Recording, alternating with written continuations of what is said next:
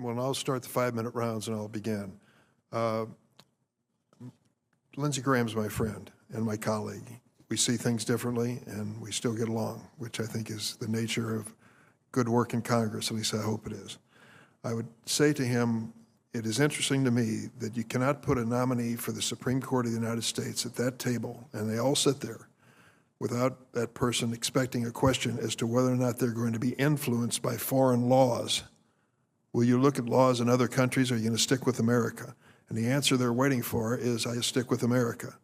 And now we have references to Europe as the standard bearer in terms of where America should go for its future.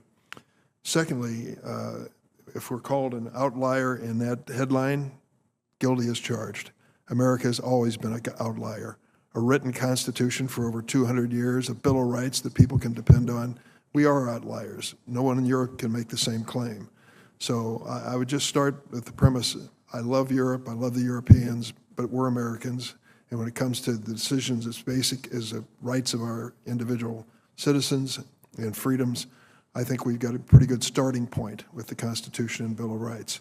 I want to ask you, Dr. Lopez, there have been references made here to whether or not your profession and what you've done with your life for the last 10 years is an outlier itself, that in fact that you're not doing what is mainstream medicine in America. How do you respond to that?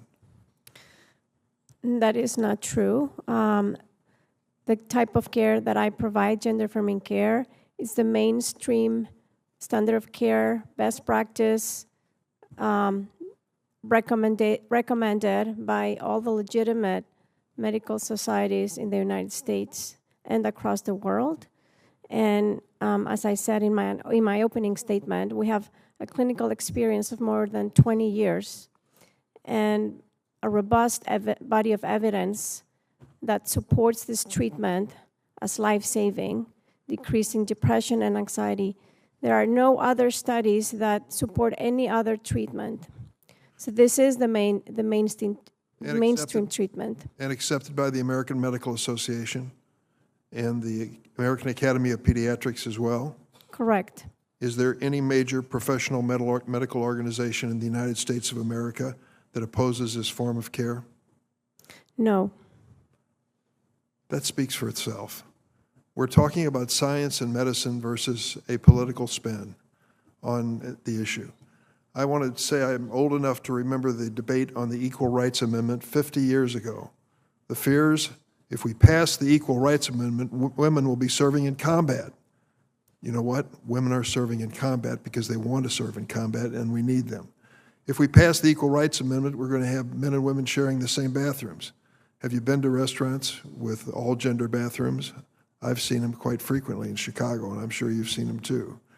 When I listen to Ms. Gaines, I think there's a fundamental call for justice in your statement.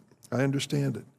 We've got to be able to work that out as a nation, and not at the expense of Haley Walker and her future. There has to be a middle ground here that is fair to both. As far as I'm concerned, that's our job on this side of the table to deal with that moving forward. Dr. Lopez, you said, and I want to make sure it's on the record clearly, that accepted medical practice in this field does not provide for surgery for youth. Is that correct? Their genital surgery is not recommended for minors. That is the standard of care. And in terms of hormone therapy, it is not administered until after puberty? That is recommended in adolescence. And if you went forward with any surgery at any point, or even medications that we're talking, has it been your practice to involve the parents of the young person involved? That is the standard of care. Parents, all legal guardians of parents have to consent to the treatment. That's part of the medical decision-making, is to involve the parents and discuss the risk and benefits like with any type of medical treatment. And at the end of the day, it is the parents that consent to the treatment. Ms. Robinson, you've noted the resurgence, if you will, of anti-LGBTQ legislation across the country. A lot of it's focused on the transgender issue, but not exclusively when we look at the body of legislation. What else is coming up in the state legislature that concerns you? I mean, we're concerned about bathroom bills reemerging, not moving forward, explicit non-discrimination for protections for the communities, and so much more.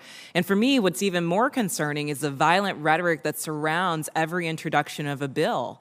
I mean, it's contributing to the fact that 1 in 5 of every hate crime is now motivated by anti-LGBTQ plus bias. This is an urgent problem facing our community and creating fear and isolation, even when the bills aren't passed into law. Thank you. Senator Graham?